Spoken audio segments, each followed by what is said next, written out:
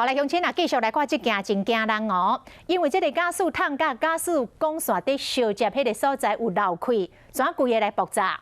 这是昨尾仔发生伫个台中南屯黎明路的一间牛肉面店，常常突然间来爆炸，威力真强，玻璃以外是四界来喷射，包括头家娘、头家仔囝甲当咧食牛肉面的人客，拢互玻璃来挂着伤，甚至佫喷到2个骑奥多摆咧过路的民众。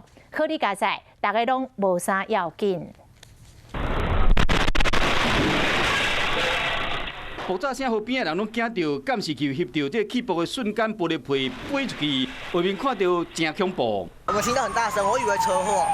警察人员赶到现场，发现起爆的所在是伫台中市南屯甲乌日交界所在，有一间牛肉面店。伫尾暗的时，附近人个超够济，店内佫有人客伫食暗顿，拢互这个起爆惊到。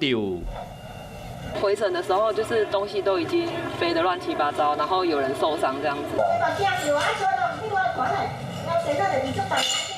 员工无伫病，店内涂骹嘛是拢玻璃皮，碗盘是拉甲满四件。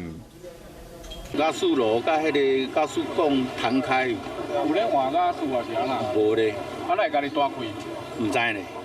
头家当时人伫3楼，家在无着伤，抑过因某甲后生拢伫店内，加上伫遐食饭的人客总共9个人着伤，其中有5个人伤势比较严重。现场状况看起来应该是那个瓦斯管线脱落啊，他正在烹煮东西，啊就引燃，就产生气爆。爆炸威力有够大，连桥倒摆经过的人，拢互这喷出来玻璃皮挂着伤，佮影响到对面另外一间面摊，加在拢无生命危险。发生起爆的原因，就要佮进一步的调查。